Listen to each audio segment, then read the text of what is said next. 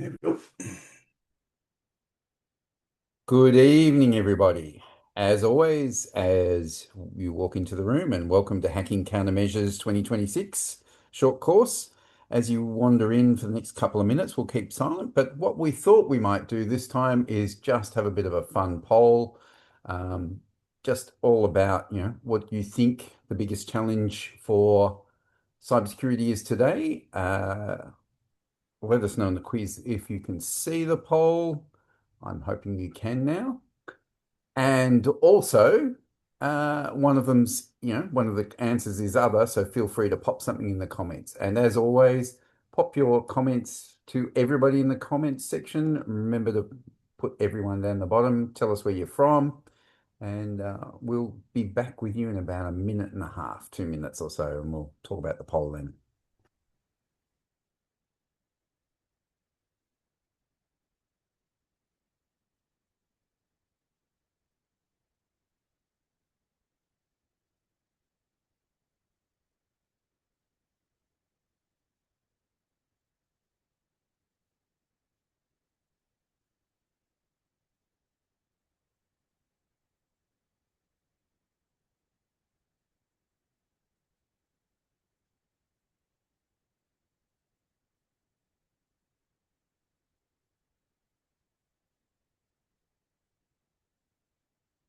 Cyber threats. Yes, that's a good one, Paul. Didn't think to put that one in the list, but that is a big problem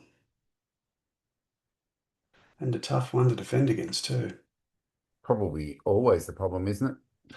Yes, yeah, it is. No, it's a real challenge and not an easy one to defend against because people are good at hiding their intent, and obviously you trust your users to some degree. There's only so much restriction you can place on people, and if they've turned bad or been disgruntled or something's happened to, they've been co-opted by a bad actor via, addiction or gambling debts or something, then yeah, you can have good people turn bad and their access rights are suddenly the access rights of the attacker. So very tough one to control.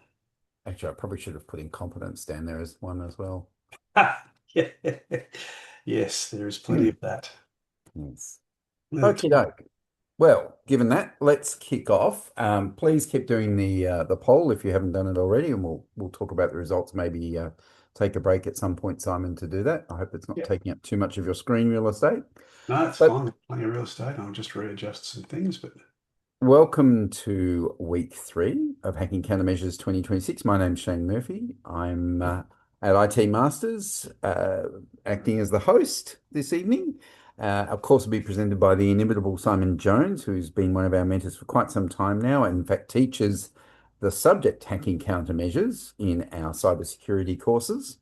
And so this is a bit of a summary view of some aspects of the course as much as anything else. Before we begin, a few sort of housekeeping things. Remember, and I think everybody's doing it already, to set your chat to everyone so you don't just go to the hosts and panelists. Remember also that for questions that you want to have Simon answer in some detail, put them in the Q&A section. You can usually get to that through the other buttons down the bottom. It doesn't show up always automatically. And yeah, just be nice to each other. I hope I can see everybody's from all around the world tonight, including places like Kuwait and the Gulf. And I hope that things are okay over there for you and that you're feeling safe at the moment. And I'd also like to say a big thanks to Lil, who is here as always, looking after the chat. She'll be putting in some information as you ask for things like, when's the exam on and all that sort of stuff. And you'll hear from Lil as we go along. But I think based on that, let's get going, Simon. Welcome. cool. Thanks, Shane. Welcome everyone tonight. Thanks for joining us. We've got a good turnout again, which is wonderful. So we're going to kick off tonight. We've got a couple of new topics to talk about. Last week we did some access control, compromise, a bit about passwords, network scanning, which uncovered some vulnerabilities, which we then attacked using Metasploit, which was a bit of fun. So tonight we're going to talk a bit more generally about malware, malicious software, something that's been around for quite some time and is still a fixture of the cybersecurity landscape, not something we can really ignore. and also a bit about network security. So, a bit more theory tonight. There is one demo. I do have a malware demo I'm going to show you. That's where I will be using an analysis machine and a victim machine. I'll infect the victim machine with some ransomware, and we'll use the analysis machine to see what kind of network traffic the ransomware is generating, talking back to who it thinks its command and control head end is. So then we'll talk about that concept as part of the slides, though, before we get there. Yes, Sean, thank you. I will try not to infect myself. I'll get to that story shortly. A bit of an issue a couple of years back doing this demo for a different group of people, but it was amusing. And there's nothing like learning on the fly with a real world problem. So bit of a recap for last week. We talked a bit about network packets and protocols very briefly because I was introducing the topic of Nmap, the network mapping tool or network scanner. What we said was that user and application data created by us, viewed by us, is contained within small chunks, encapsulated within different wrappers as it moves down through the networking stack of the computer across the network and into the target system at the other end where it is de-encapsulated. The protocols that create those wrappers are the things that allow that communication to occur. They do things like identify the address of the system and importantly, the port that the service that the packet or the network communication is destined for. And that way we can have multiple applications, multiple services running on the one computer. So ports and addresses were important because we use them as part of our scanning process. Obviously didn't go too deep into networking theory. It is a very deep well. And there's lots to learn, but hopefully it was enough just to sort of give you some idea if you don't have a networking background on exactly what we were looking at when we did some Nmap scanning. We then looked at what we do once we discover things on the network. We found some machines. We discovered what operating system they were running. We found a Windows 7 machine, which was running some suspect services, in particular the SMB service. We then used a vulnerability scanner, or at least looked at the output of a vulnerability scanner called GVM, Greenbone Vulnerability Management. And it told us that there was a vulnerability present on the Windows machine known as Eternal Blue, which was famously used by the WannaCry ransomware. And we'll talk a bit more about ransomware tonight as part of the malware topic. And then we went one step further and we used Metasploit, an exploitation framework or it's really used by researchers and students, but is a very valuable and effective attack tool to exploit that vulnerability and get a reverse shell in the context of the Windows system account, which is the highest privileged account on the Windows machine. So at that point, we had complete control over the Windows target. And what the way we'd got there is we'd identified a weak spot in that machine and then exploited it from a remote system. So a reasonable approximation of an attack, worthy attacker to be coming to a company from the outside, looking at their network surface, their internet-facing service, finding a vulnerability and entering the network that way. So, and just towards the end, we did run out of time a little bit, but there's some content in the slide deck that we went through very quickly that passwords, which are probably the most common access control mechanism, identity verifier or authenticator that we have been around forever. We all know them, we all use them, everyone understands them, but they're really weak and not very good at doing what they do. And one of the reasons for that is humans generally choose really bad passwords. As I mentioned last week, in the broader subject, the ITE516 Hacking Countermeasures subject, there is a couple of assessments at the start where you actually get your hands on some cracking tools and get to crack some passwords and then submit the results and then analyze those passwords against best practice and talk a bit about what maybe is better than passwords for access control. And we touched on that really briefly, the fact that passphrases are stronger than passwords. They are harder to crack and generally should be easier to remember, so they tick both boxes. Password managers are a good way to store passwords. Yes, they create a weakness in that all your passwords are in one place. That is absolutely a weakness of password managers. But the managers themselves allow you to generate and store very long, very strong, and importantly, unique passwords for every service that you have. So you don't reuse passwords or use weak ones, both of which can lead to you getting hacked pretty easily. Saw a question pop by. Simon, what OS do you use? Well, I'm sitting on a Windows box right now. I'm about that close to finally running up a Linux desktop that I may try and use permanently, mainly because I do a lot of gaming on this system, and Windows is the most convenient operating system to game on, but I'm getting a bit sick of it. And to be honest, I'm a real fan of Linux. I've used it for years for classes and in a work context.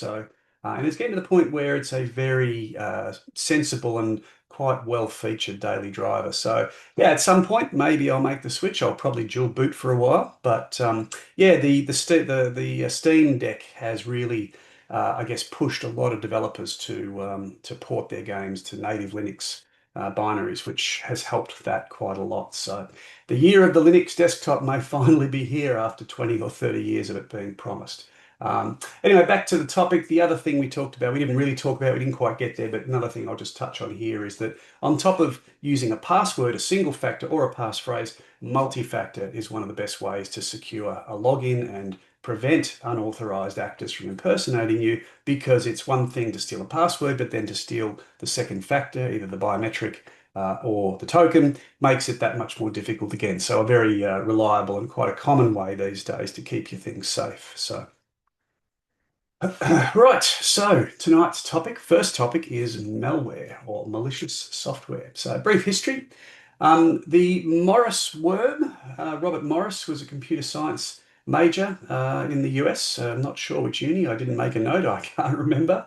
But he was the first acknowledged person to create a self-replicating piece of software that spread around the current computing infrastructure of the university in 1988. Just wanted to see if it could be done. He was curious. He was a hacker. He was trying to do something unusual with the technology. Um, and it ended up being the first felony conviction in the US under the Computer Fraud and Abuse Act, which had only just been minted in 1986. It really hasn't changed a lot. I think it has been modified since those days, but it still has some pretty archaic terms and constraints, and arguably is not really keeping pace with the modern face of IT and cybersecurity. But it's a thing, and he was charged under it, and I think served a little bit of time, or at least was heavily fined. And that was really the first acknowledged piece of malware. In the 80s, malware was a novelty. It was people doing things because they could. Boot sector viruses were a thing too. MIT, you're probably right, Emil, it was MIT, I think.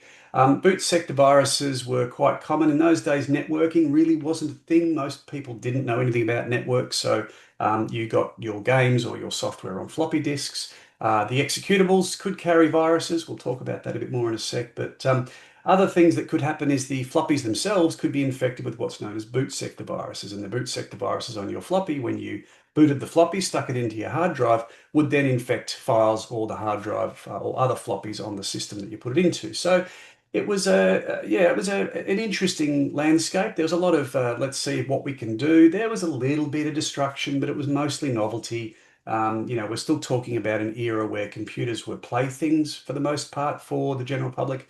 The internet wasn't yet really a thing. Computers weren't. You didn't have fast computers on in every home. If you did, it was one. It wasn't one for each person. There was no mobile devices, etc. So it was a different time, and malware was a thing, but it really wasn't the scourge it is today. I can recall working in IT in the early 90s and used to carry a floppy disk with my antivirus software because there were only about 3,000 known viruses. So you could fit them all on a floppy disk in terms of the antivirus software and use that to disinfect things. So it was a very different time. There's an uncountable number of malware strains today, probably in the billions. So in the 90s, malware got a bit more destructive. Systems became more interconnected. We were using email at work. We were using networks. We were getting on the early internet in those days. Microsoft Office, the ubiquitous package that most people use for editing documents or doing presentations, etc. We're able to carry macros and macro viruses. Anything executable was able to be infected with a virus, additional code added by a malware author that the user wasn't suspecting, and it would do potentially nasty things. A famous example of that in 1999 was Melissa. Melissa was a macro virus that infected your system, looked at your Exchange or your Outlook address book, and emailed itself out to the first 50 users it could find in your address book. So again, annoying, novel, didn't really do anything destructive. Yes, you could get rid of it and carry on with your world. It wasn't the end of the world. So we were still in the early days of malware, but they were starting to become a little bit more prolific with the interconnectedness of the world becoming slightly greater. I'll do some questions once I get to the end of this slide. Um, when we hit the late 90s and the early 2000s, broadband internet became a thing, and suddenly there was a lot more e-commerce was occurring more and more. More companies were getting on the web. They were having email as their primary communication form, not just something that a few people used. Internet banking became a thing in the late 90s. So all of a sudden, the internet was a commercial thing, and there was value for cyber criminals. And so malware stepped up and became something that was a little bit more insidious.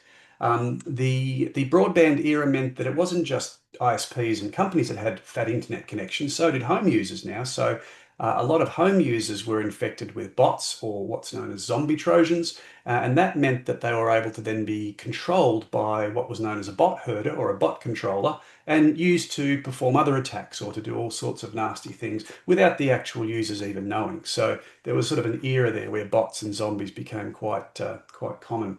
Um, early 2000s saw a bunch of worms that wormed their way through lots of corporations. I spent many nights chasing Nimda and Code Red around the environment I was supporting at the time. Conficker was another one that was a really nasty worm that was very infectious and got into a lot of corporations worldwide. Again, these things didn't have nasty payloads. They were just annoying. They chewed up bandwidth. They made systems run slow. Some of them disabled services and did things that weren't ideal, but generally, again, they could be cleaned. You could move past them and get on with your life. And then in the 2010s and beyond, we really saw malware start to be weaponized as a real cyber weapon. State actors were using malware as a thing. The Stuxnet worm, or the Stuxnet.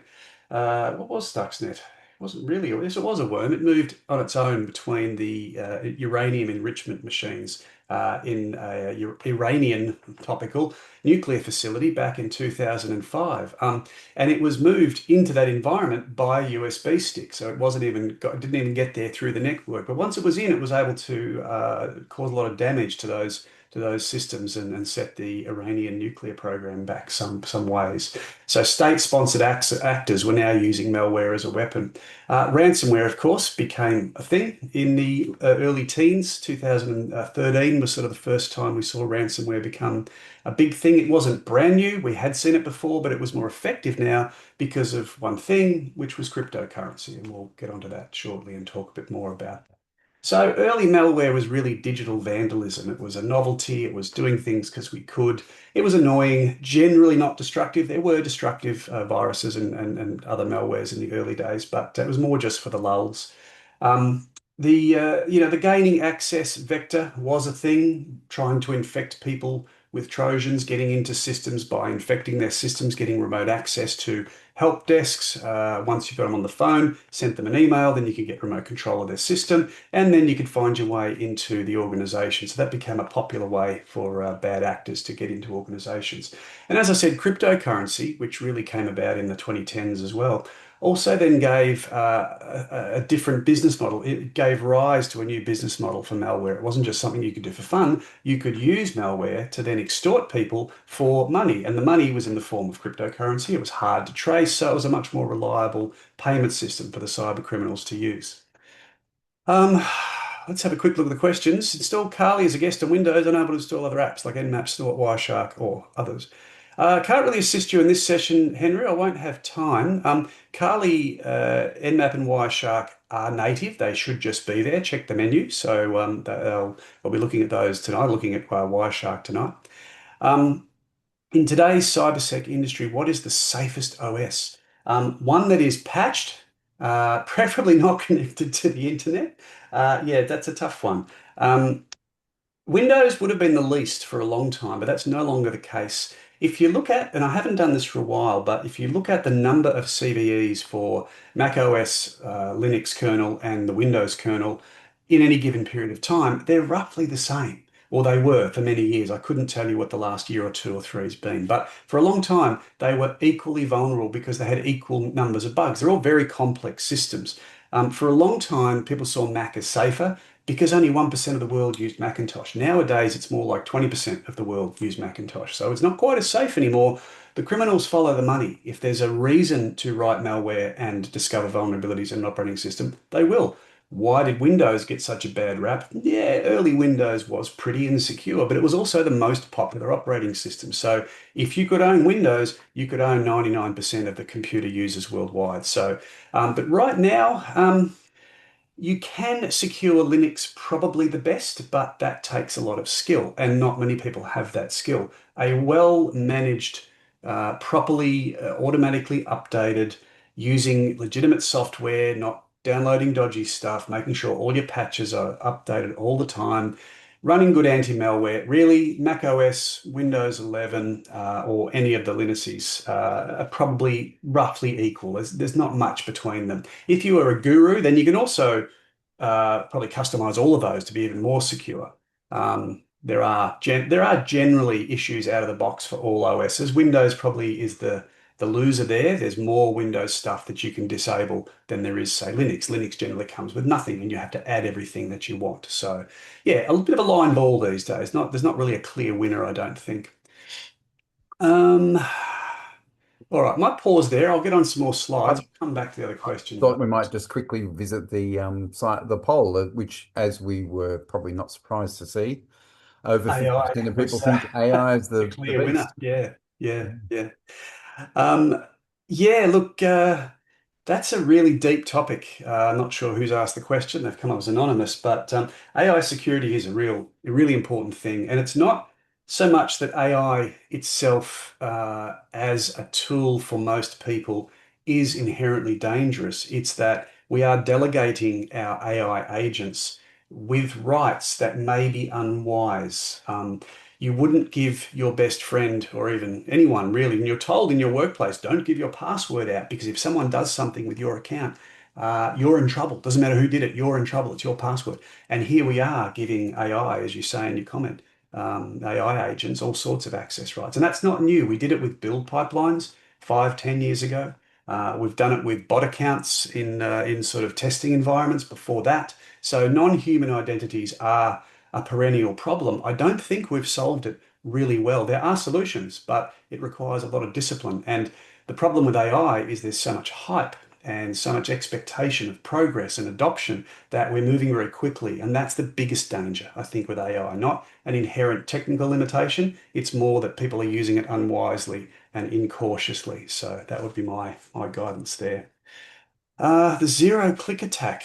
I haven't heard anything by that name. There is what's known as a drive-by download um, attack type, which is where unpatched browsers visiting dangerous websites running malicious scripts can infect your system. So simply by going to a site, either by clicking a link in a phishing email, so I guess there's a click there, it's not zero click, but nothing else is required. Your browser runs a script that it's given. That script triggers a vulnerability in the browser. Something can happen without you doing anything. No downloads, nothing else required, no files, nothing executable. So it's really, that could be what you're talking about. I actually haven't heard of something called the zero click attack. I might have missed that. It may have been a buzzword at a time, but yeah, sorry, I can't be more specific. Um, so defeat a major malware solution, that's probably not a bad idea, but I'm pretty sure they don't go on LinkedIn saying, yeah, I wrote the I love you virus or the Melissa worm. So that may be difficult. But yeah, that's an interesting philosophy. All right, Maybe types you of can malware. hire them from prison. Yeah, that's right. If they've been caught, if they're good, they won't get caught. But yeah, so a lot of the times they do. Although I think a lot of the time, if you read the news about people in that world, they are in other countries, and quite often they're countries with which the prosecuting country doesn't have extradition treaties. So they can put out warrants for arrests of foreign nationals, but if those foreign nationals never leave their own country, they can't arrest them. So that's pretty common. There are hundreds, if not thousands, of, for example, known Russian threat actors who, if they ever set foot in an American territory or a country with extradition treaty to America, would probably end up in a US court or in Guantanamo Bay. And that goes for lots of other countries as well. But yeah, if you're not able to get a hold of that person, you can put out all the arrest warrants you like. Nothing will ever happen. So, have I ever done a bug bounty? Not personally. No, I sort of went a different path in my career, although I went back and learnt a bit of pen testing and did more hands-on stuff later. I often say to people, how had I had my time over, I'd probably go down the offensive security route a bit more because I do find it really interesting. So.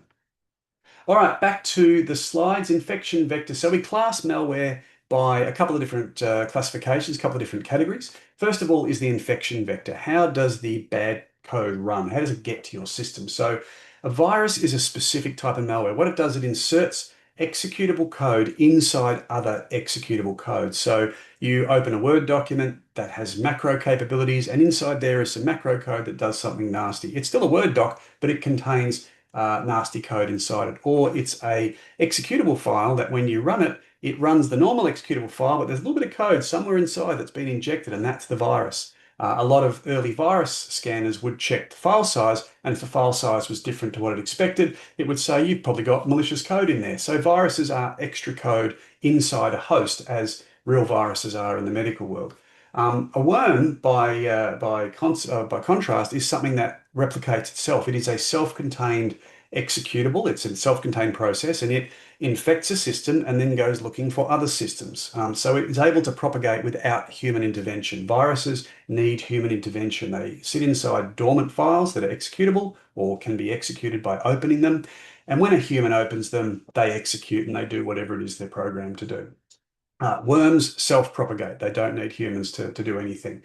Trojans are a little different. They're not sort of like either, but they're sort of a bit of both. A Trojan is the name we give to a file which says it is one thing, but is absolutely something else. So if you have a file in an email attachment that looks like a spreadsheet, but you double click it and your screen goes black, chances are it wasn't a spreadsheet. It was an executable file that had the .xls extension put on it. That's a pretty basic and easy to detect way of doing that, but that's the kind of thing we're talking about. It says it's one thing, it does another, a la Trojan horse of Greek mythology. So infection vector, how things get to you and end up executing, is one way that we can classify malware. Another classification dimension is payload. So it's not just about how they get there, but what they do once they get there. So one type is called a dropper, and that is essentially the leading edge of an attack campaign. So it gets onto your system either by worm or Trojan or virus, and then it goes looking for somewhere it knows on the internet to download more things. So if it runs some code and says, I'm on a Windows 7 machine, it pulls down the bits of code it needs to infect a Windows 7 machine. For instance, that's just one potential way that a dropper might work. So it pulls additional files and functionality based on certain conditions. A wiper. Wipers, something that we saw a little bit of back in the early days. They were the destructive novel viruses. We don't, or malware. We don't really see them so much, but they exist. So a wiper says, as the name suggests, they erase files. So they can be very destructive, can completely erase hard disks, files, etc. Info stealer, as the name suggests, steals information. It will get onto the system, go looking for document types or databases or other things that are important, take them and send them somewhere else. A lot of activity here is network based. As you can see, droppers pull things down, info stealers send things out. So hence malware has really seen an uptick in the interconnected networked world we find ourselves in today. Bots and zombies, as I said before, they lie dormant on systems waiting to be controlled. You may not know they're there, but if they're activated, they might do something in the background and use your computer and your bandwidth to mine Bitcoin, for instance, or send malware to somebody else, or do something horrible. So that's what a bot is, or a zombie. A rat or remote access Trojan is something that will execute and then wait on your system, open a port, often known as a backdoor, to a potential attacker. And they may tell the attacker, yep, I've got a rat running now. So bots and zombies often are coupled with rats. So they give remote access back to the bot herder.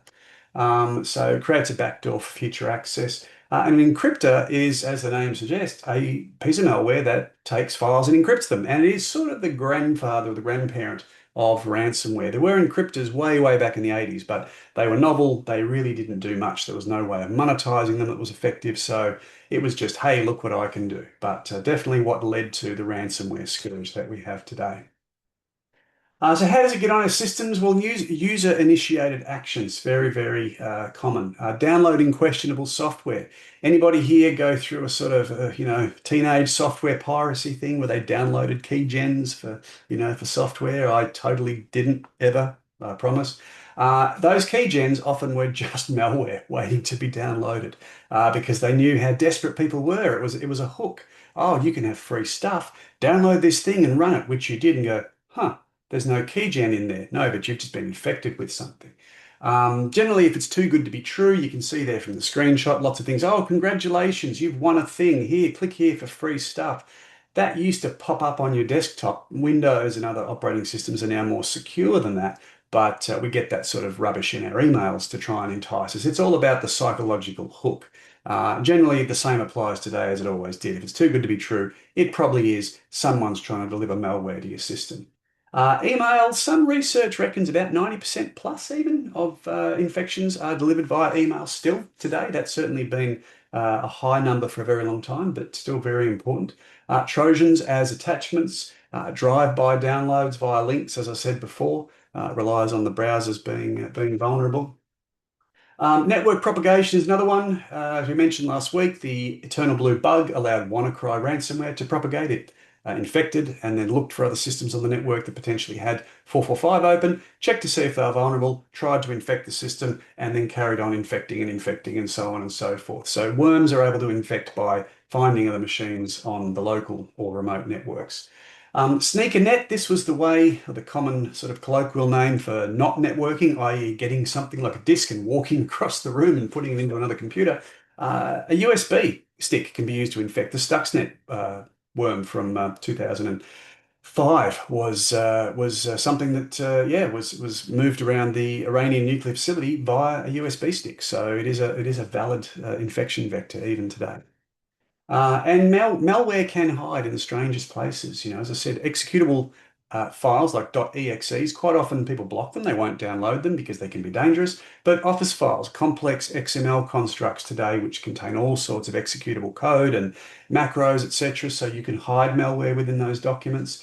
PDFs are portable document format files. Yes, we think they're nice and convenient to view documents with. They do contain a lot of active content. The proper PDF spec, if you read it cover to cover, there is all sorts of scripting technology that can live inside PDFs. Nobody uses it, but it is there. So it is possible to insert malware inside things like PDF files. Even image parsers. There has been recorded cases where files that were images, JPEGs or PNGs, that have had certain bit streams in them for certain vulnerable versions of the program on your system that displays the image will actually trigger a vulnerability in that image displaying software. So you could display the image 1,000 ways and it wouldn't be dangerous. But if you display it on a Windows machine using the Paint program or the Office image viewer or some particularly vulnerable vector, then the image can contain things. And this is not common, but it has happened.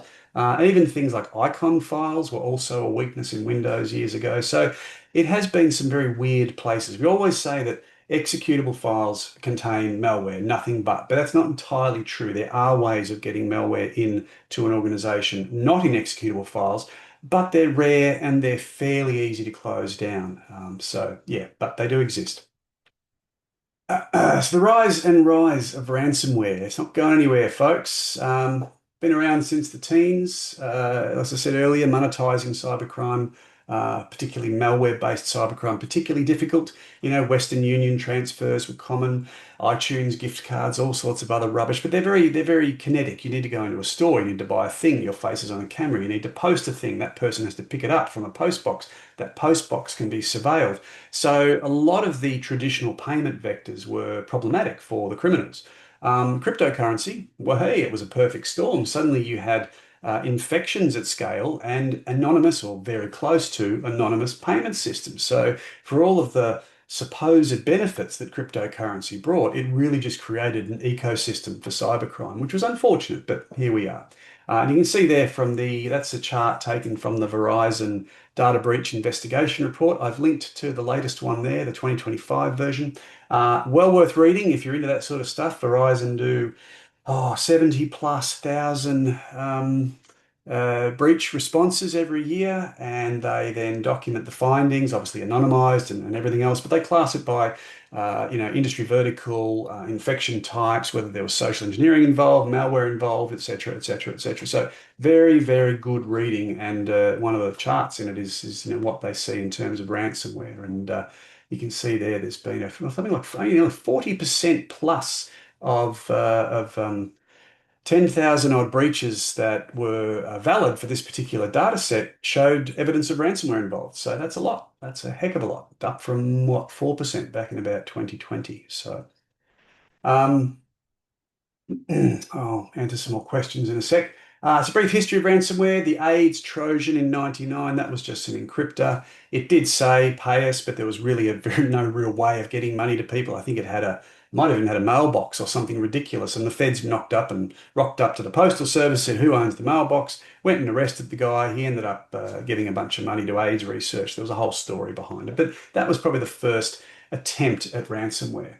Early variants used very weak cryptography. They were easy to break. It was really crypto locker in 2013. That's where ransomware really took off. The crypto was strong, so the encrypted files were not easy to unravel. After the infection occurred, they send a note on the screen saying, "Hey, your files are encrypted. Here's a Bitcoin wallet. If you put money in here and send an email here, we'll send you the decryption key, and you can have your files back." It was a pretty simple model. And generally, for the first few strains of ransomware, it worked pretty well. People paid, they got their decryption key, they got their files back. But that arguably was encouraging the ecosystem. So federal police in most countries today say, please don't pay cyber criminals, talk to us and we'll try and help you. But it didn't stop. CryptoLocker in 2013, WannaCry in 2017, and lots of different ones through there. WannaCry was the first worm that was ransomware, so it was unique in that respect.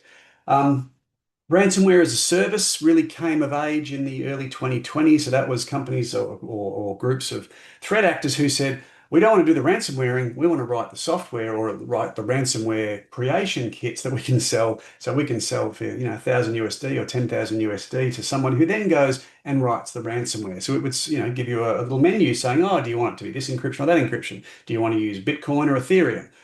So letting the less skilled attackers build their own ransomware. Or groups of cyber criminals would run ransomware campaigns on behalf of other people and take a share of the profits. So it became a very, I'll say, healthy from a cyber criminal point of view ecosystem. And today, even it probably still is quite a healthy ecosystem, or unhealthy from the victim's point of view.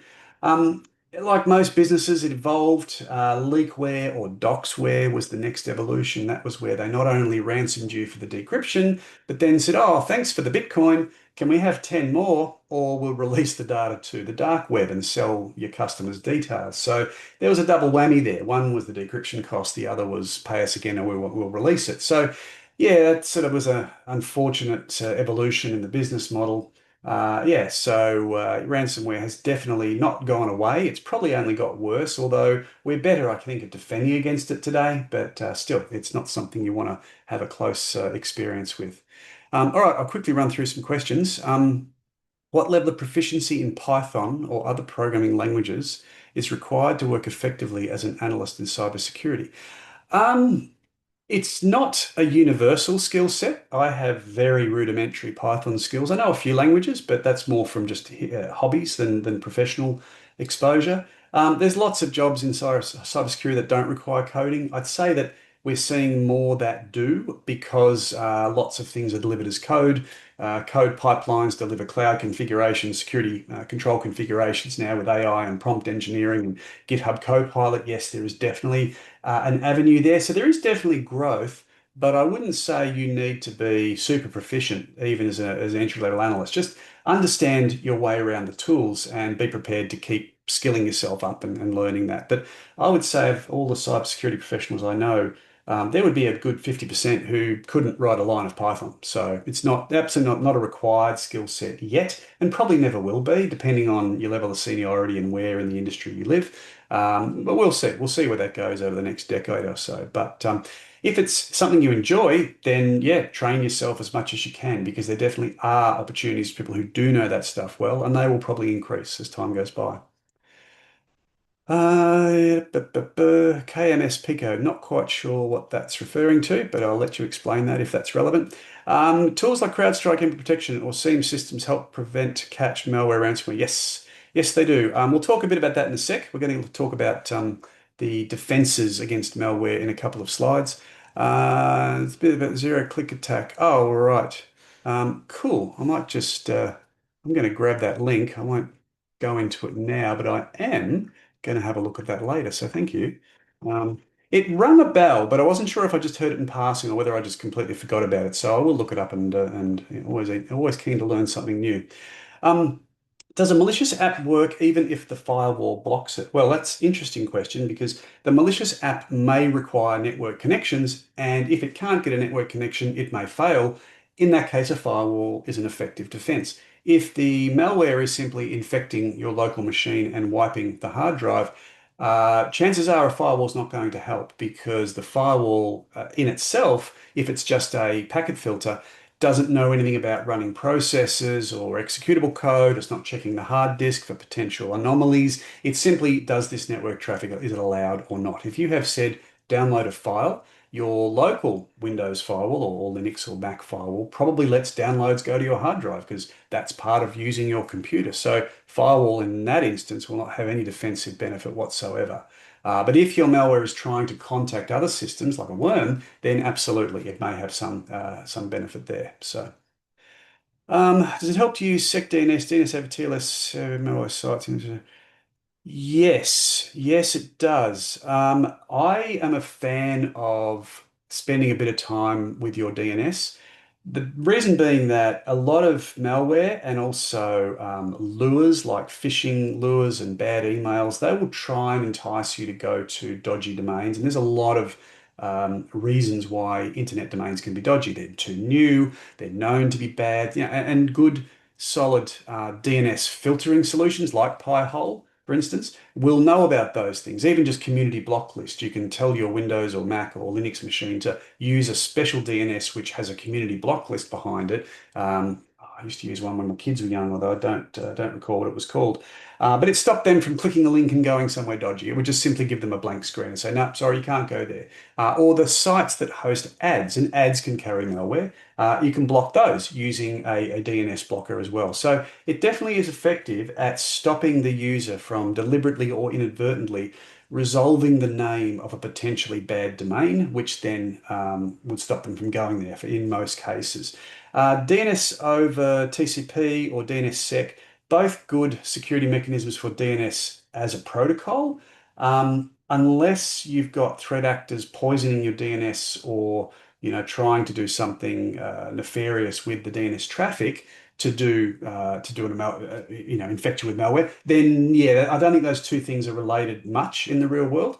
But like most things, if you can do better DNS in every respect, something you should probably do because the different security additions or plugins or add-ons to DNS all have their own benefits. But blocking bad domains is the best way to help combat malware and phishing attacks and that sort of thing. All right, so let's get back to the slides, shall we? Let me just have a quick drink while I carry on. All right, so the ransomware lifecycle. So obviously it needs to be developed. Development kits, ransomware as a service, that makes that a lot easier. Like with Metasploit last week, once upon a time you had to be a very competent programmer to execute a buffer overflow because you had to write the code, you had to research the process, you had to do lots of testing and memory dumps. Same with ransomware. You would have had to write very intelligent code and understand your target platform and all sorts of things. Yeah, it's a lot easier. The bar is lower today with things like ransomware kits. So first step of the process is obviously infect the victims. So send a Trojan or use a phishing attack via email. That's an interactive thing. A drive-by download might get the file downloaded and executed on the system to start the infection. Maybe social engineering, enticing someone via a phone call to open a thing because you're their help desk support or something. We'll talk a bit about social engineering next week. So getting the file onto the system to start the infection process, lots of different ways to do that, but that's step one. Once the ransomware is established, it then generally unpacks itself. It extracts itself and downloads any additional components if that's what it needs to do.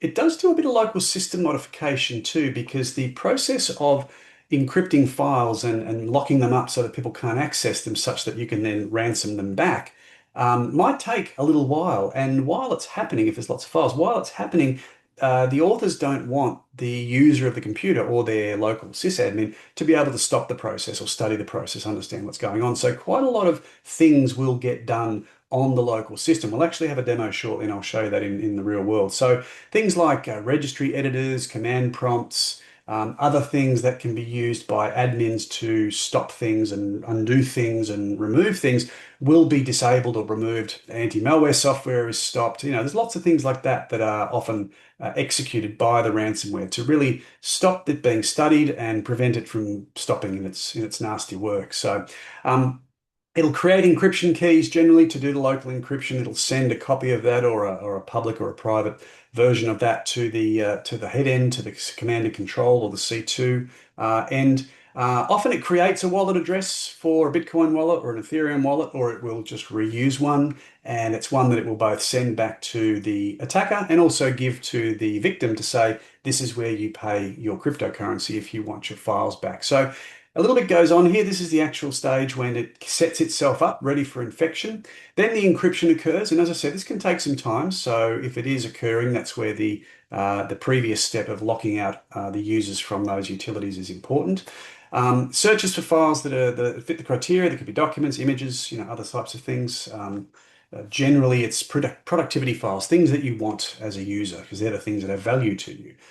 Creates encrypted copies of those files, then it deletes the original copies, importantly, because you obviously don't want to have them lying around, or they can just delete the encrypted copies and carry on like nothing's happened. Um, Change local environment variables to avoid disruption actively. It can do that while it's happening as well. It does some of it in the establishment phase, but it can do some while it's running as well.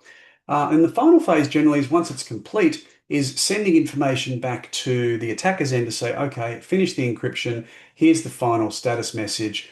This is the victim again, the identification, so it can be married up with the initial identification and the wallets and so forth, and the encryption key or the decryption key. Display a message to the victim to say you've been encrypted or infected, and this is how you go about unlocking yourself. And optionally, if it's a wormable type scenario, like a WannaCry, it will then search for the next victim. That's not always the case. Not all ransomware does that, but that's generally the cycle that most ransomware follows, and it's fairly consistent across most strains that have been encountered. So, defending against malware, ransomware, but malware in general. So, someone mentioned CrowdStrike. So, EDR, endpoint detection and response, that's the stuff that lives on your endpoint. So, Microsoft Defender for endpoint, Symantec, Kaspersky, all of those things there. Look, there's been a forever war about which one's best or worst. They're all much for muchness these days. Any of the big brands do an equally good job. My rule of thumb is generally go with the one that doesn't get in my face and it just sits in the background, does its job. They're not redundant. A lot of people say, oh, antivirus, anti-malware is redundant. It's all too potent and powerful these days, but it's not true. It's a bit like a fly screen. I like to think of endpoint detection as a fly screen. It'll keep the flies out of your face. It's not going to stop a brick, but it'll stop the flies coming in. So it's worth having if, just for that reason. And it sort of evolved from the traditional antivirus products of days gone by. NDR or network detection and response, that's devices or things like firewalls that might be applying advanced pattern matching to network traffic that goes by or files that are being downloaded. So it's actually checking stuff before it reaches the endpoint. And certainly from a mature defense perspective, you want NDR and EDR in an enterprise network because you don't want the first time it's noticed that something's bad is when it hits the desktop because that's where all the crown jewels are. You don't want that to be the only place you've got defenses. So you want to give it some chance of being detected upstream as well.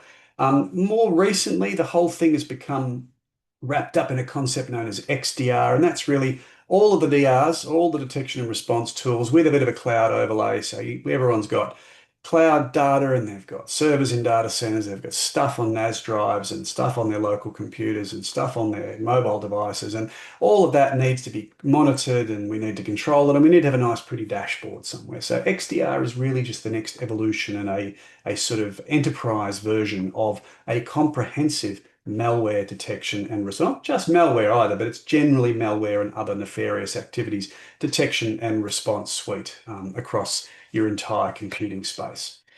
Another tool that's quite common in large enterprise, yeah, Snort, IPS, that's essentially what we're talking about. That is one type, yeah, definitely IPS, which has benefits for certain parts of network traffic, but obviously if it's encrypted, it's a bit more difficult. So there's challenges there as well. We'll talk a bit about that later with network security. So file detonation is another technique that's often used. So we upload files, we download files, we get emails with attachments, and a lot of organizations run a file detonation facility. And FireEye FX is one of the most common products, one of the better products out there. I've seen it in use quite a lot.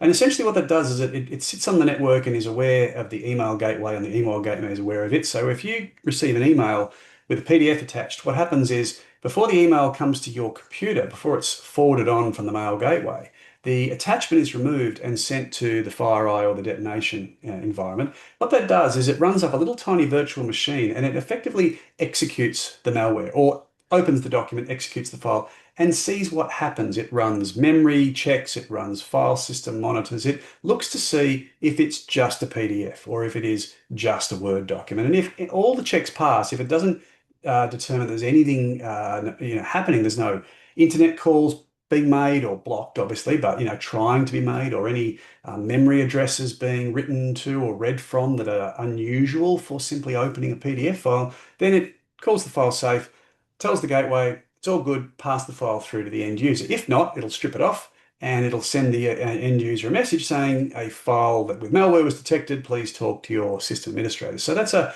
really quite mature and effective way of doing network-based malware detection on files as they move across your corporate perimeter. So intercepting proxies and mail gateways can both use these. If you, as I said, if you're downloading files or receiving files via email, then things like FireEye FX are really cool. There are other products, but honestly, I've only really seen that one used over the last couple of years. But another defense is offline backups. Now, tape backups, anyone who's been in IT for long enough has probably had tape cases to give to couriers or change tapes before they go home at the end of the day. I can remember doing that in the 90s. They sort of started to get out of favor. People say, we don't need tapes anymore. We've got these massive disk arrays. We'll just put files on disk and make multiple copies on multiple disks. Problem is, we left those disks online, didn't we? And then when ransomware hit, it goes, ooh, network, boom, and infected the entire network, including the online backup. So a lot of people with modern backup solutions got caught out because their backups were online. So offline backups, even tapes, are actually having a bit of a resurgence as an effective defense against ransomware. And of course, having backups of critical data is really important for a bunch of reasons.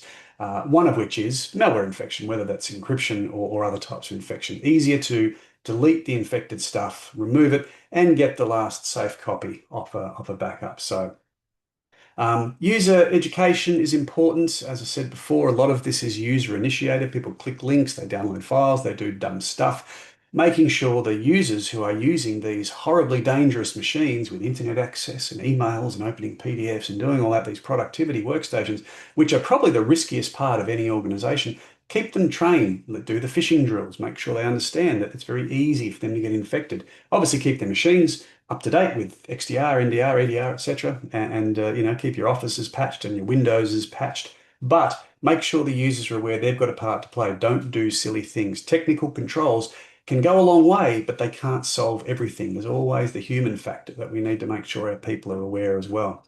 And patch all the things goes without saying. It's very, very difficult to infect things that are not vulnerable. If vulnerabilities exist, infections and other exploitations can occur. So patch the things, browsers, operating systems, all software, etc., etc. So. Um, have I ever made any sort of virus? Oh, gee, that's a that's a rather personal question. I have not. No, I've never written malware. I've written some interesting code over the years to do some weird stuff. I guess if I'd released some things I've done, they might have replicated and done nasty things, but that was never my intent. But I could certainly see the attraction to people doing it because it's like, oh, cool, I've done a thing. But no, that's not something I've actually done. Um, our organization encourages staff to report suspect emails to IT security. Yes. Uh, Yes, it can be done, Steve. Manufacturing email headers is not hard. There are controls against that. You have multiple things that can happen. Email gateways today can do all sorts of detection. They can use things like SPF records and other things like DKIM, and I can't remember the other acronym off the top of my head, but it's basically signed mail messages and signed headers that can't be spoofed. So if it says it's from Microsoft.com, it's from Microsoft.com's mail server. We checked. Whereas it was trivial to do that once upon a time, to spoof the address, the sender's address. It was very easy. You could do it with any command line, telnet session to a mail server, and you could spoof an email to the CEO from the CIO, even though you were someone on the internet. That was not a, that was a sort of a party trick that we all used to do years ago.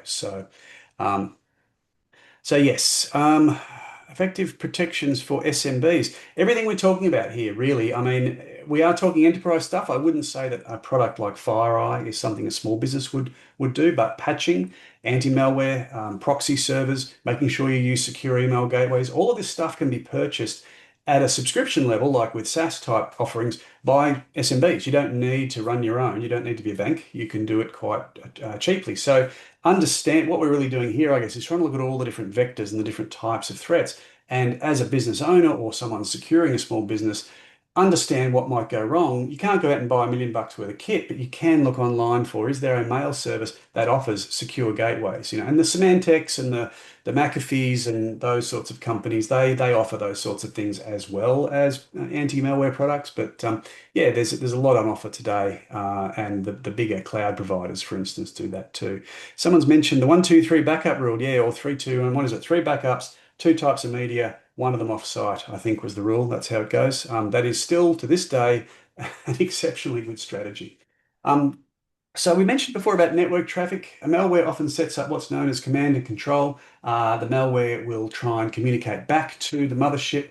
And sometimes the bot master or the mothership will send commands down to the malware. So activate the bots or do something on demand at the infected end. So this really underscores the importance of having a decent defensive edge to your network. So we'll talk about network security in a minute, but understanding what traffic is going to and from your people's workstations or servers inside your organization, that's a really important thing because you never know which is legit and which of it might be malware, either getting infected inbound or sending telemetry outbound to some third party and doing something that you'd rather not be doing. So, right, so quick demo. This is where I try not to infect myself. So, all right, so what we've got here is we've got a little Windows box, which has decided it's not genuine, and that's because I've been running it for years, and it is a free version of Windows, but the license expired ages ago.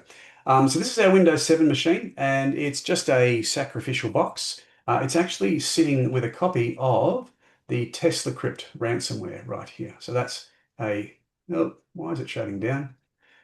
Ah, dear. I can see what it's doing. I obviously didn't sacrifice the right kind of animal to the demo gods tonight. Yes, thank you. Very effective. Oh, I don't know why that's doing that. Let's restore the snapshot and restart it. Okay. I've done this demo maybe 50 or 60 times, and that particular thing has never happened. So you're very lucky. You've seen a new thing. All right, let me run that again.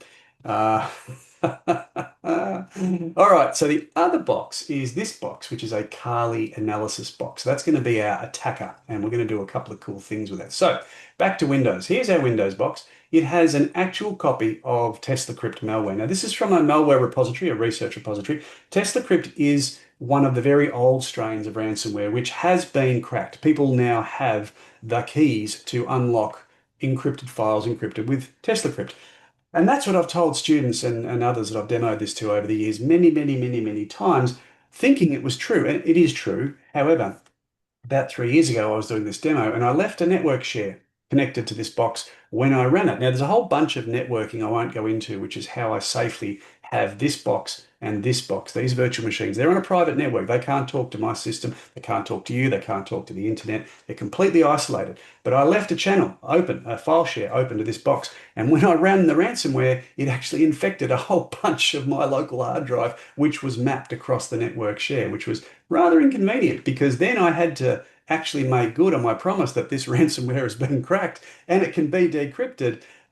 So yeah, live in class, it was really embarrassing. So I ended up spending about 3 or 4 hours the following night finding a decryptor, and there was many on the internet, and I downloaded dozens, but it was only the 10th or 11th one I downloaded that actually worked the first time. There's multiple versions of the malware, and I hope that none of the decryptors were actually malware, but they were from relatively reputable firms. In the end, it worked. I decrypted it and I was able to write a report to the students saying, remember I said it was possible? Well, it is. And here's what I did last night. So anyway, so we've got our two machines. I'm just going to triple check that this doesn't have any map drives, and I'm not going to run into the same problems I had last time, and it doesn't, which is good.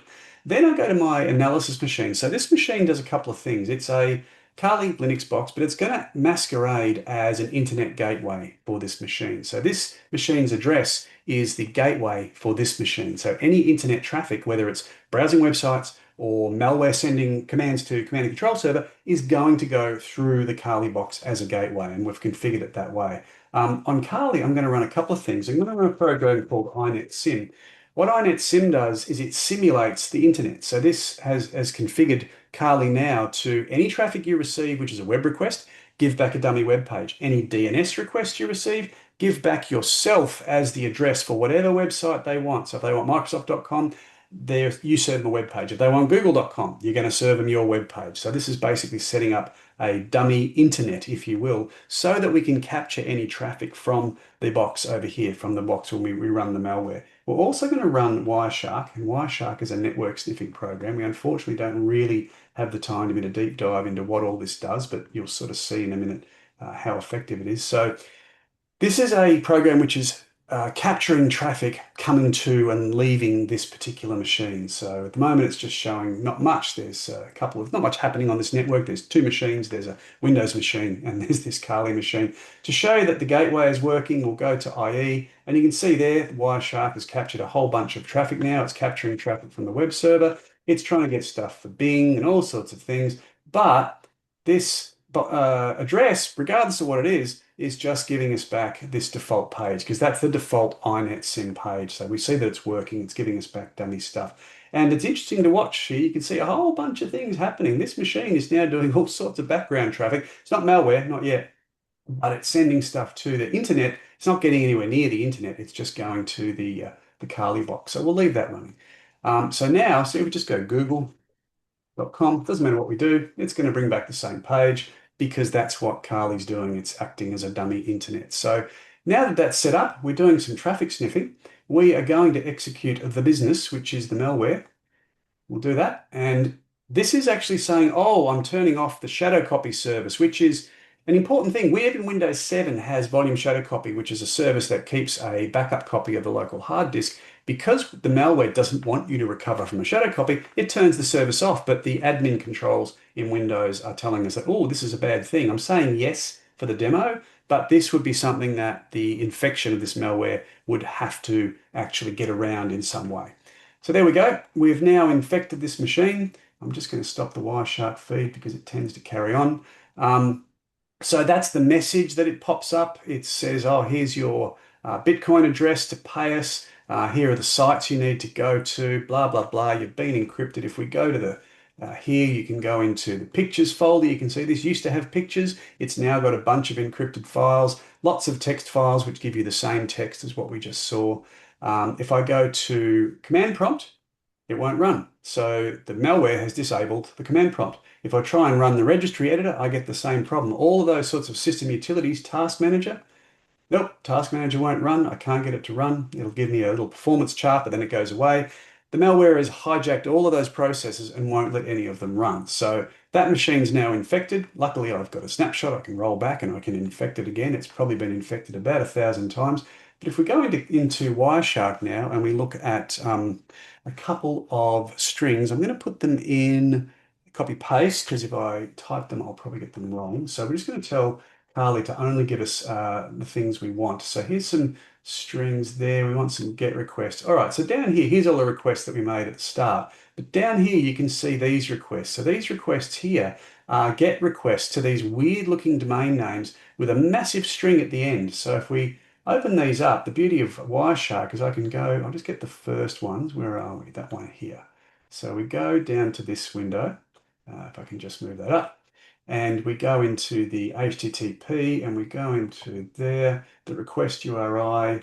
So there's this great big string. You can see the parameter that's being passed by something, the malware, to the internet to an address that we can't resolve. This is an address that doesn't exist anymore, but this would be one of the types of addresses that a DNS black hole would black hole. So we can take this value and we should be able to go right click, copy the value. And if we now go to the command prompt, another command prompt in Kali, why can't I get a new one, please? A new window. Thank you. So I'm going to go base 64 minus D, and then I'm going to pipe in that value.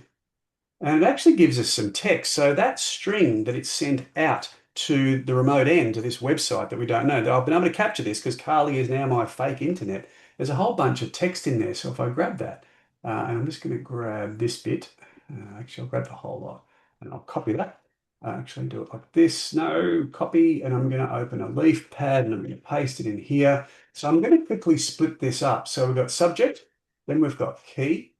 Then we've got a field that says address. Then we've got a field that says size, number of files, etc. Version. There's the version of Tesla crypt that it's running. That was the version I had to find the decryption program for, and so on. You can see the OS, the ID, all sorts of other things. Let's keep going down. I think anything here is really important. So anyway, this is the stuff that's important. So the subject of this particular message that was being sent by the malware back to the command and control server was a ping. It's saying, I found a victim.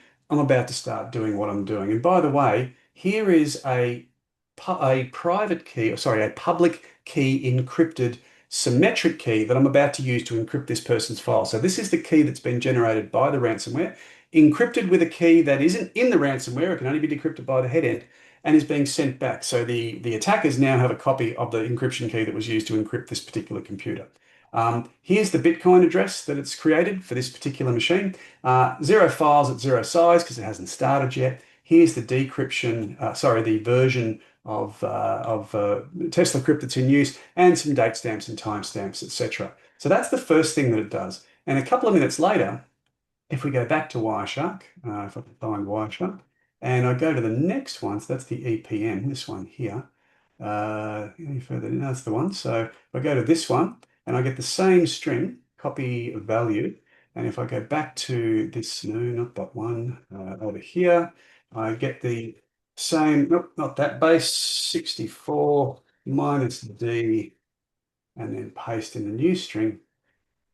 We get something very similar, except this time you can see it says subject crypted, same key, same address, but this time we've got files equals 12 and size equals 31. So vanilla machine, not much on it, few image files, it's 31 kilobytes or whatever that's been encrypted. So this is the message to say I finished my encryption, and again, it's just closing the transaction off. So what this has done, the malware, when it's executed as per that life cycle, it's shut down services that could potentially aid in the analysis of the malware.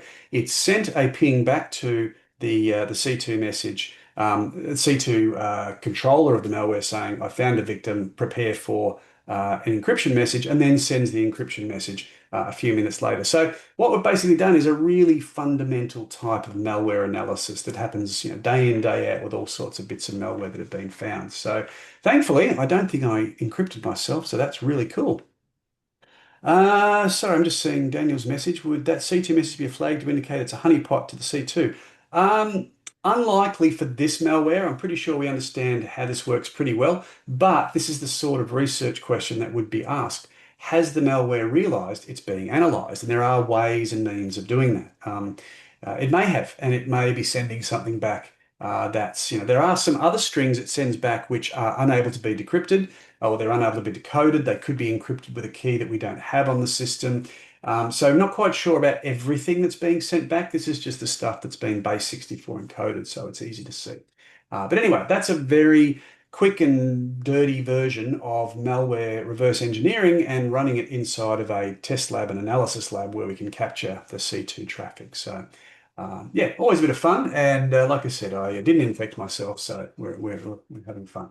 A bit of a recap on malware. It's part of the cybercrime landscape. It's not going anywhere. Still part of computing folklore. It's been around forever. Cryptocurrency is probably the reason that it's having a resurgence and is now quite an effective cybercrime tool. Multi-pronged defenses are a must. Monitor your endpoints, protect your endpoints, monitor your network traffic, grab any files and detonate them that are coming in, whether downloaded or emailed. And also making sure users who use these systems are educated. Technical defenses are great, but they can be undermined by humans. And as always, prevention is the best cure. All right, so quick quiz while I have a drink. Security analyst discovers an open port on a server that presents a vulnerable service to the internet. What type of malware would this be most susceptible to? What do you reckon? Ports listening on a server. What's it most susceptible to? Getting a bunch of B's. Yep. B is the correct answer, or it's the most correct answer. Ports on servers, that's what Eternal Blue was, that's what WannaCry used, which was ransomware, but its behavior was the behavior of a worm. So it's the kind of environment that is just begging for a worm to infect by infecting a scannable, vulnerable port on the internet. D is true, as I said, because the worm may be a ransomware strain and it uses worm technology to spread itself. So the vulnerability allows a worm, but the worm itself could carry ransomware as a payload. So the worm is actually the correct infection vector-based answer. So, all right. So network security, how are we going, Shane? For time, We got about 20 minutes left. Do you want to run through a couple of I questions as we will. look I at will. it? Yes. Does Zscaler proxy prevent malware? Where are we at? Yeah, hang on. I'm That's down from the list. anonymous attendees down towards the bottom. Yeah. So there's a couple above that I didn't get to. EDR, XDR, fireless attacks. They're getting better, Werner. Living off the land malware I haven't covered, but that's yeah, much more difficult with traditional defenses. But there are in-memory defenses, part of XDR suites and EDR suites that are actually quite effective at detecting fireless and living off the land type infections. They are more challenging, by absolutely no mistake. But yes, good quality endpoints, your CrowdStrikes and so forth, they Mhm. generally have the capability of dealing with that, at least as well as we know, based on strains that we're aware of today. Um, what would I recommend? So, in terms of endpoints, honestly, if you're using Microsoft, just use Microsoft. I don't think there's any reason to invest in greater endpoint detection out of the box. If you're a bigger enterprise, you can then look more further afield at things like CrowdStrike and other XDR vendors that will sell you a broader product. And that's not just about putting software on your endpoint, it's about doing bigger detection things as well. Um, does Zscaler proxy prevent malware?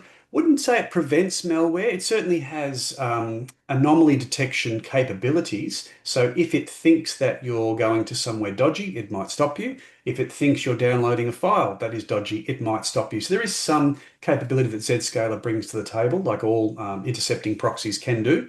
But it's not a core malware defense mechanism. It's part of a broader solution. You definitely want to more look at endpoint and network-based defenses, but it's part of the solution, absolutely.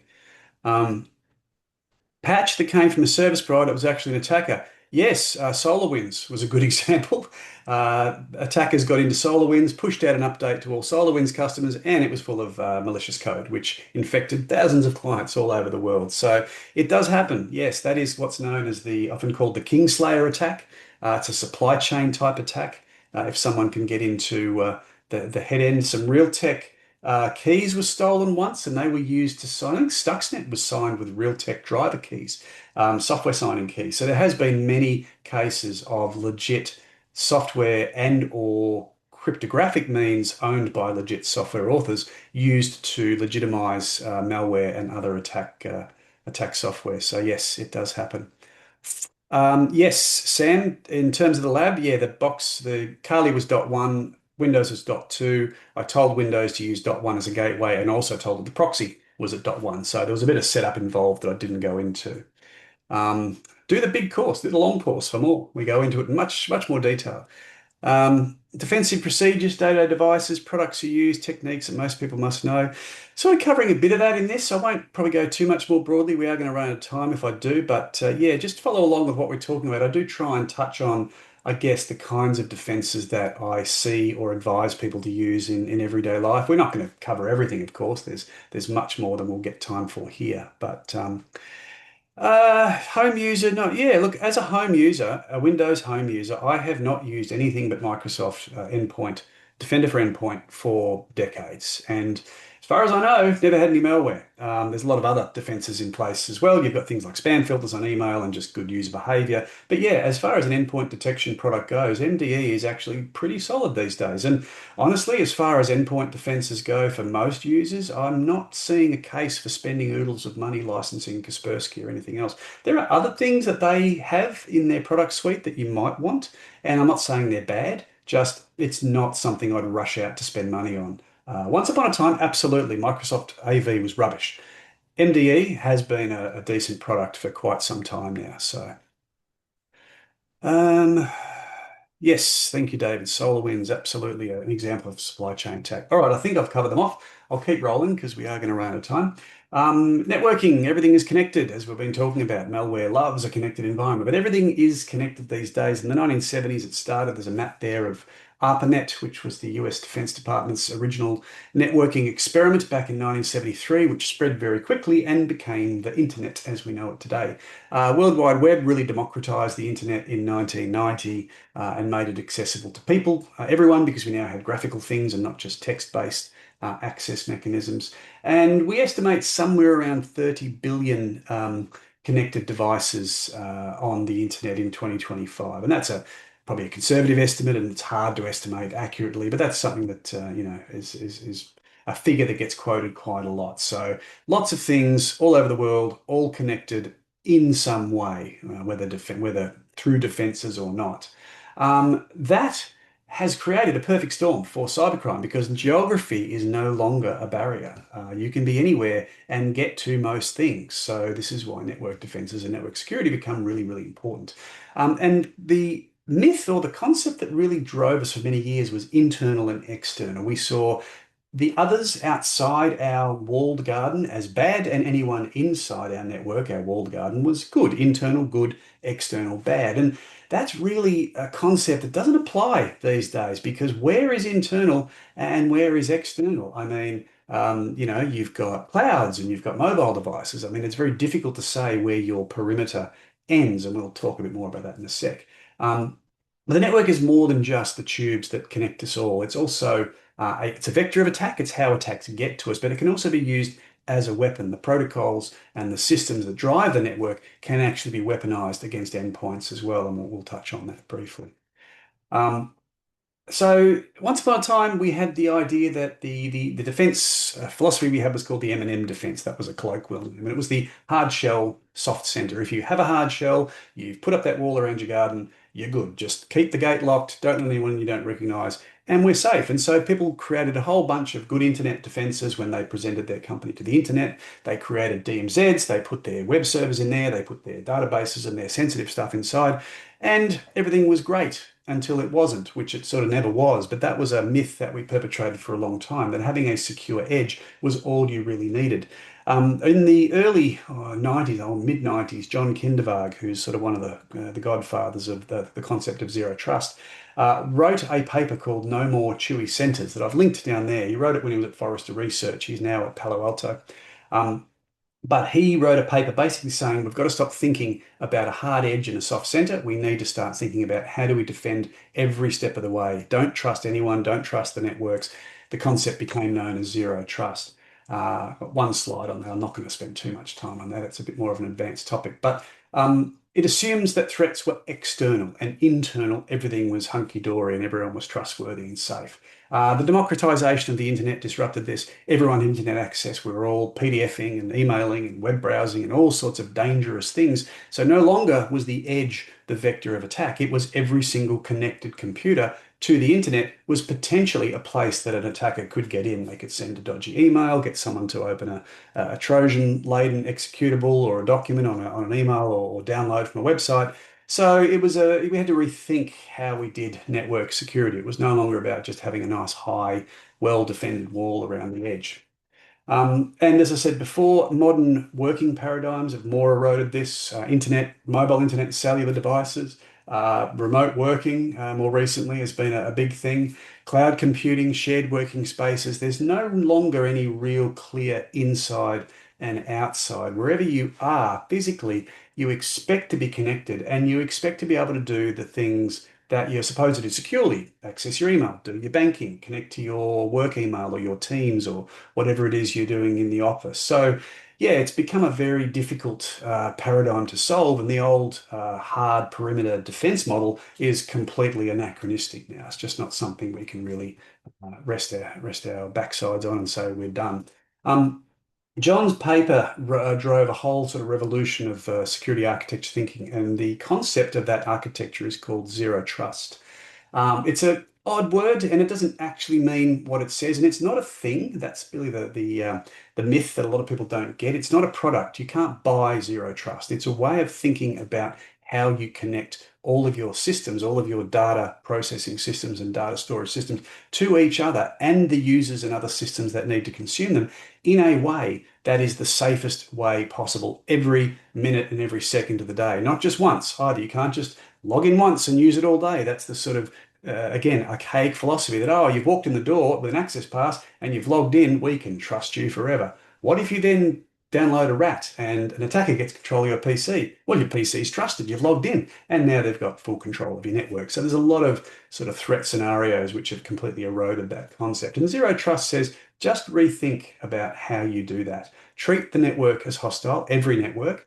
Assume there's attackers in your network. Don't trust just because Fred's PC is asking for a file. It's actually Fred. Ask Fred to prove himself with a extra step-up authentication step or something else. There's a whole bunch of sort of details within the zero trust architecture philosophy, which says let's do better security all the time and not just trust that because someone's sitting on the right IP address in the right room of the right building, that suddenly they're infinitely trustworthy. That's no longer the case. Um, it sort of means ratchet up network security, add authentication to every connection, use environment telemetry. If something's going bad, make sure we know about it and stop traffic going or coming to that place on the network. Implement posture checking. Don't let anybody's device connect to the network, or if someone's left the network and contracted malware, check for that before they reconnect to the corporate network. So doing a lot of real-time checking of devices and transactions is really what it's all about. The name that I like to use is zero implied trust. We no longer imply trust just because you are carrying an access pass and have a PC that was given to you by the company. If you want to do something, then a whole bunch of other checks are going to occur, and you just might be asked to pull out your authentication token and enter a one-time password to access your corporate email again because for some reason you've been off the network for an hour. We no longer trust you. We're going to ask you to step up authentication. They're the sorts of things that are starting to become quite common, and it really is all driven by the concept of zero implied trust. So it's just a sort of a bit of an overview of the modern thinking of network segmentation. Network segmentation and network security has been a sort of a stalwart of the cybersecurity landscape forever. It's not redundant, but there is sort of a new game in town, and that game is zero trust. Because it comes up all the time in sessions that I'm talking about is, oh, we don't have to do segments anymore because we've got zero trust. Not true, but the two have to exist together, and it's just handy to have a concept of in modern network security. Zero trust is something you'll hear about all the time, mainly from vendors trying to sell you a product that will give you 100% zero trust, which can't happen, will never happen. Don't believe them.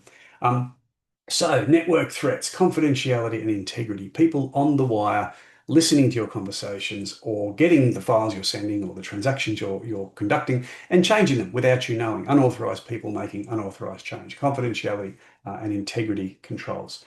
Encrypting payloads, using secure transport protocols, all of this sort of stuff is how we defend against that. The other real threat in networking is availability. So making networks or the devices connected to them not available to legitimate users. So DDoS and DOS attacks, flooding networks with packets, making devices crash by sending them invalid packets, that sort of stuff. The countermeasures for those sorts of attacks is really about network hygiene. It's having monitoring devices both within your own network and also upstream at the telecommunications providers to say, is this traffic legit? Am I suddenly getting lots of volume that I shouldn't be getting? Maybe block that and turn that interface off so it no longer comes in. There's lots of ways of making sure that your network traffic doesn't suddenly spike because someone's attacking you with a DDoS attack. And that's something that you can defend against using network techniques. So DDoS being distributed denial of service, of course. So the confidentiality integrity compromise is the adversary in the middle attack. The classic paradigm here is Alice and Bob communicating over an untrusted medium. Mallory is the attacker, the person in the middle who's listening. So if Alice was to send a file to Bob and that file was in the clear, and Mallory was listening, they can then receive a copy of that file. So they've got exactly what's been sent, and it might be sensitive, and that's not a good thing. So the primary control for this is generally encryption. So Alice and Bob either share a key or use some other sort of encryption scheme. This time when the file is sent, it's encrypted. So Mallory can get a copy, but is unable to read the file. So sucks to be Mallory. That's probably the main defense against any sort of interception, introduction, like someone putting fraudulent data back into a transaction or reading stuff they shouldn't be able to read. And we achieve that with protocols like IPsec, TLS, I mentioned those earlier, SSH, and other sorts of transport security protocols. Um, so availability attacks, and I am speeding up a bit. I'm sorry if I'm moving fast. The recording, of course, and the slides are something that you can go back and look at. There's two main types of attacks that deny service to networks or devices. One is known as an endpoint-based attack. That's where fraudulent or invalid traffic is sent to an endpoint, and for whatever reason, it causes the endpoint to stop processing more traffic. There's a lot of ways this can occur. Generally, defenses are the endpoints themselves recognize the types of traffic that are known and just drop those packets, or the network devices upstream recognize that this is an attempt at sending denial of service traffic, and it drops that traffic and maybe blocks the source of the traffic. The more common one we see these days is what's known as a volumetric DDoS attack. So that's really a flood of traffic being sent to endpoints from a single point, or a single point coaxing multiple endpoints to send traffic back to a single endpoint, thereby flooding it with requests. Two main types. The DDoS is the distributed denial of service, so sending lots of traffic from lots of points. The other one is known as a distributed reflected denial of service, and that's really where traffic is bounced off a third party. There's a slide on that in a sec. That becomes effective and possible, and all of these become possible mainly because of a protocol called UDP. Last week we talked about TCP being the protocol at the transport layer that gives us ports, so port 80, port 443, they're TCP ports that allows us to connect to web servers or whatever's running on the server. The alternate to TCP is UDP. UDP is user datagram protocol. It's a faster, less reliable version of a transport protocol, and it's really used for things like video streams and audio streams. This is probably UDP coming to you right now in the audio, and can often be known as unreliable data protocol. And what it does is it actually allows you to, with TCP, you have a source and destination address because it has to bounce back and forth between the two. And if you put in an incorrect source, the traffic goes somewhere else and you don't see it, and therefore the transaction fails. With UDP, nothing ever comes back. So your source address can, or sorry, not nothing ever comes back, but it doesn't require to come back as part of a housekeeping function. If I ask for a DNS query, for example, and I say to a DNS server, hey, can you resolve google.com? My source address is my address. So when the DNS server sends me a response, it comes back to me and I go and look up the site at google.com and everyone's happy. But there's no reliability there. If the DNS server somehow got the wrong source address and sent it somewhere else, I wouldn't get the reply, but it doesn't matter. I just send another one. It's not about being reliable. It's about being fast and efficient. So yeah, lacks any sort of receipt confirmation, and as such, you can actually spoof the source address. And if I put your computer source address into my DNS query, I send the query, but the DNS server sends you the response. Now, if I do that 100 times or 1,000 times, that means you're getting 1,000 DNS queries sent to you. You didn't ask for them. I asked for them, but also by spoofing the address, I got them sent to you. And that is a common type of reflected distributed denial of service. So a very simple command, it's a bit small there, but you can see a dig command at the top of the screen. 40 characters is all I put in to the query. But inside the query, if I customize the packet at this level from the command prompt, it's going to do a proper DNS with valid addresses. But if I was to use a program to customize that packet and put your address into the source field, then all of that data, that nearly 2 kilobytes of data in that bottom screenshot, is what's going to be sent to you, not back to me, but to you. So 40 characters, roughly 40 bytes, is sending nearly 2 kilobytes, right? That's a 50 times amplification factor. So if I send 1,000 requests very quickly, 1,040 character request takes me a fraction of a second to do that to a DNS server. It can send 1,000 2 kilobyte responses to one person. That's 50,000 times the original 40 byte request. So very effective way for network traffic to be amplified. And because it uses the protocol UDP, it doesn't expect to come back. It doesn't care who it goes back to. I can tell it to go somewhere else and it will just go there. So one of the techniques, it's might be a little complicated to understand, but it's just one of the effective ways that network protocols can be abused to send traffic to places that you want to send it to in a malicious sense to cause them to be flooded by traffic. A lot of the biggest DDoS attacks ever recorded have used DNS reflected attacks. They're very, very effective. They can be secured. You can lock down the DNS server so they don't do queries like this, and that's probably the most effective way.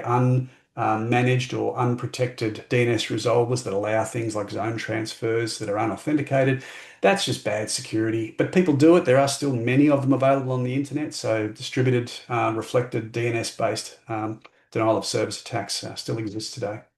Um, all right, very quickly, wired versus wireless networking. Touch on this very briefly. So, fundamental difference with networks, wired and wireless, is transport.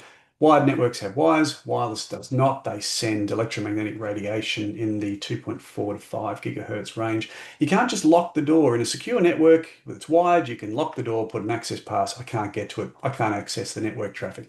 If I can get into the range of the wireless access point with an antenna, maybe a Pringles tin, which can be used as a very effective amplification antenna, I might be able to pick up your Wi-Fi signals. Suddenly, I can see all the wireless traffic on your network. So there are defenses, of course. This is a known problem. All wireless networks have this problem. We encrypt the traffic, we authenticate the traffic, we have these mechanisms built in to wireless networking. Then, of course, we have other encryption we can do. If you're transacting with your bank, you're going to have wireless encryption at the protocol layer, but then you're going to have HTTPS web server encryption at the application layer. So it's not a problem that hasn't been solved. It's just as a network user or a network administrator, you've got to understand that you need to know what your wireless antennas are actually broadcasting in terms of signal.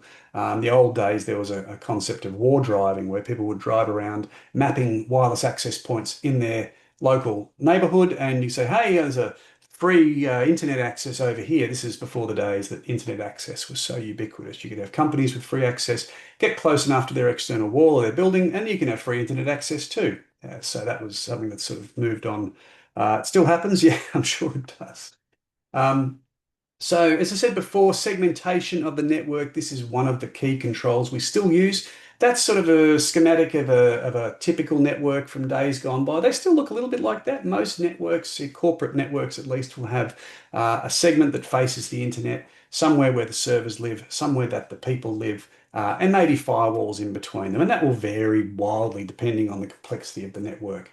That just means that you can group servers that are similar or services that are similar. It means that if somebody does access your web server and does exploit a vulnerability, they're inside the Internet DMZ now. They've got a machine in there they can do some scanning from, but hopefully that firewall at the bottom of the Internet DMZ doesn't allow them to go any further. So it's about constraining the blast radius of a potential network attack. Not a perfect science, of course. Firewalls still have to let some traffic through, and there are ways and means to get around those sometimes. And again, it's not something that zero trust as a concept replaces. We want to do all that good stuff of strong authentication and everything else, but you still probably have a couple of zones in most networks. You don't just lump all your crown jewels in with all your people and then expose all the servers to the internet as well. That's still not something that is considered good practice.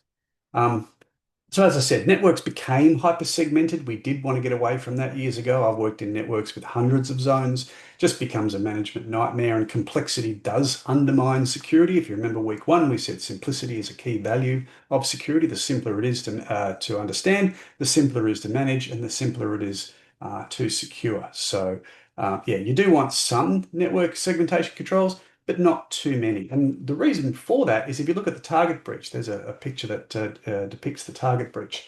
The middle bit there is about the movement of the attackers through the network. So from the initial access point, they could get all the way through to the Windows environment. There was no segmentation. So the internal corporate management servers were accessible from a customer portal. Then the Windows management servers allowed access into the stores, to the store hardware, into the POS terminals, and eventually the credit card numbers and personal information that was stolen was exfilled out of the network to Russian FTP servers. So each of those legs of the journey that the bad folks took could have been mitigated to some degree with better network segmentation and better monitoring. And the story for Target is that there was monitoring, but the alerts were ignored if you read the story and believe that. So just a good example of a famous breach where a little bit more network segmentation, a bit more thought into the network design might have slowed them down or stopped them completely. Who knows? So yeah, that's one real world example. So what do? We authenticate connections, we reject traffic from unknown sources, and we apply good authentication. We encrypt traffic wherever and whenever we can. There's really no reason not to encrypt these days if you can. Used to be expensive computationally, that's long gone. Everything's very powerful. Encryption's cheap, just use it as much as you can. But take care of the encryption keys. It's a big debate in security. Oh, it's encrypted, so therefore it's safe. Well, what about if I put the decryption key and the encrypted file right next to each other? It's no longer safe because I've handed the attacker the way to decrypt the file. So yes, encryption's good and use the best encryption you can, but make sure you keep the encryption and decryption keys safe and manage them effectively. One concept that I have right at the end is detection and going dark. Good encryption is great. We all want our banking safe. We all want our communications safe. But there's reasons why we might want to inspect traffic. Remember I said before, as files cross the perimeter, you want to inspect them for malware. You want to inspect them maybe for data loss. If they're super encrypted, that inspection can become difficult. There was a huge debate a couple of years back about governments saying we want to, ban or backdoor Apple encryption or Signal encryption or Facebook encryption because bad actors are using these encrypted channels for comms. That's true, and that might help them, but it's not going to help the people that use encrypted communications for legitimate purposes. So it's a very difficult philosophical place to be. And there's not an easy answer. Yes, good encryption is important, but there are times and reasons where inspection of encrypted traffic is also important. So balancing those two, it's a very situational thing. I've had that debate over the years many, many times. So recap, everything's connected. Threat actors are everywhere. We used to say, don't put your passwords on a post-it note on your monitor. Yeah, these days that's probably not a bad idea in some cases because the Russian attacker or the Chinese attacker or the attacker from wherever in the world that's looking at your stuff can't see your monitor, so they can't read your password, but they can get it from your Dropbox or from your email or so. Yeah, it's a bit of tongue in cheek, but yeah, maybe those old things you never do are actually not so unsafe anymore because attackers are globalized. It's not about people local to you. The network is a tool. It's also a battleground. Wireless networks do present unique challenges. Um, and key defenses, oldies but goodies, authenticate, authorize, and encrypt. Right, a couple of minutes over, but we got there in the end. Shane, over to you. Do I have any questions to get through? Helps if Uh, I actually turn my mic on. There's a few here. How do you protect yourself from DDoS in enterprises? How do you protect yourself with DDoS enterprises? So the most effective protection there is you use a CDN, a content distribution network, for any incoming traffic, and most organizations have at least one, if not two. And all traffic is filtered through those, and they have very good algorithmic ways of detecting attack types, attack signatures, And because those CDNs will have presence in every country, so Akamai or Cloudflare will have presence in every country, if the attacks are coming from, say, the Middle East, during a war, then they can turn off all of the local points of presence for your website that might be hosted in Australia, so none of the Middle East traffic gets through, but the traffic from the rest of the world gets through. So as much upstream as you can defend, as far upstream as you can defend against the bad traffic, that's the most effective way. Once upon a time, we ran DDoS defenses in our data centers, but the traffic's already hit your data center, so it's already clogging the bandwidth that you're paying for. You want it to be being filtered out by people with all the bandwidth, the Telstras and the Verizons and the Cloudflares and the Googles and so forth. So upstream content distribution networks with DDoS protection is an absolute must for any enterprise. And even if you're doing basic startup or small business stuff, you're going to host your stuff in Google or Amazon or Azure, and they've got CDNs that you can just switch on and they'll give you some measure of DDoS protection. So, um, What do you reckon? What do you think about the use of VPNs? VPNs, look, they're very useful. They're critical for site-to-site communications. TLS as a protocol is probably all you need most of the time, but an IPsec VPN does give you an additional layer of protection if used correctly. So you can do things like obfuscate your endpoints. Depending on the use case, I know people who religiously use VPNs for everything. I have for certain things. I tend not to because it's another hop and it slows things down. It's a service I have to pay for. So I generally rely on TLS. I'm not really that worried about people seeing what I look up on the internet and places I go. There's nothing to be ashamed of. And everything I need private is nicely locked away inside of a TLS tunnel, but very effective if the use case is correct. So yeah, if you think you need a VPN, they're cheap and easy to use a VPN. If I was connecting home, say, or manage my home network, if it wasn't cloud oriented like Ubiquiti is these days, I used to my pfSense server, run a VPN. I could open my laptop, VPN back to my home, and I'd be like I was sitting at home. Very, very handy way of administering my home network quite safely. So. Okay, just so you know, everybody, we're going to close down the questions in a second. So people who've been raising their hands, you do need to put the questions in the Q&A. We don't really Yeah, too address many the hands in the raised room. hands. Frederick says, I heard it became really popular to disconnect backups entirely from the network to avoid devastating ransomware propagation as they Yes. tend to target backups. Is that still a thing? Yeah, absolutely. Having a completely offline backup as a ransomware defense, I think, is pretty critical these days. If you are worried about ransomware and you have data that cannot be ransomwared, come hell or high water, make a copy of it, put it offline, put it in a cupboard, put it in a machine that has no network connection, and only bring it back online to create a new copy and don't expose the old copy. There's a whole rigor you should employ. It's absolutely the best defense against ransomware, and you should be doing it if that's something you need to defend against. So, yes. Absolutely. Hey, do you think IAM is now very important under zero trust and cloud security? Critical, absolutely critical. It's more important than ever. It was always important. I just think we ignored it because we said, firewalls and encryption, and we're good. Well, we weren't good, right? We created a lot of attack vectors, a lot of vulnerabilities. So adding IAM at the system level, and I've mentioned that in the slides, but I did sort of gloss over it. User encryption, multi-factor user encryption, really thinking hard about who's using what, when, and why, and adding as much telemetry to that decision as we can. What time of day? Where are they coming from? Think about Facebook. If you log in from a different country, it says you're in a different country. I need to do a second factor. All that adaptive authentication stuff, super critical, should be part of every transaction all the time. So yes, it is absolutely a massive part of modern security. Always was, but I think we downplayed it because, yeah, passwords will do. Well, passwords clearly won't do, and now we've got lots of other cool stuff that we can do and we should be doing. So. Actually, Seppo has put something in the chat, which is how do you completely ensure that the backup is isolated, given that it's got to back up everything that's already Yeah, there? well, like I said, the only way to disconnect from the network 100% sure is unplug the network cable, Yeah. literally. If you do PKI, public key infrastructure, like certificate authorities, you have an offline CA. You literally turn it off and unplug it from the network and put it in the cupboard because then nobody can get to it who's not in the building and has access to the cupboard. So offline means offline. Don't let any online service access it. So unplug the cable. That might be an option. If that's not, then there's other ways and means, I guess. So having like control planes that are not on the data plane. So all you could do is remotely put it back online, but then who's to say a threat actor won't remotely put it back online? So adding a physical layer there, like got to go to site and unlock cupboard, may actually be something. It really depends on how serious are you about that particular mitigation, I suppose. Okay, this is the last question. It's been sitting here for a while, so I'm not sure if you might have answered earlier. Does it help to use secure DNS, e.g. Oh DNS? no, I did. I Have you did. done that? I did attack that one before. I do like the quantum one. Quantum computing Hmm. coming will decrypt everything. It won't. It is an interesting topic, and we don't have anywhere near enough time to go through it today. Some current algorithms are very unsafe under quantum computing, and it's theoretical so far, although we are accelerating quantum computing very quickly. Others are much less unsafe. They are more safe. They are not as easily broken.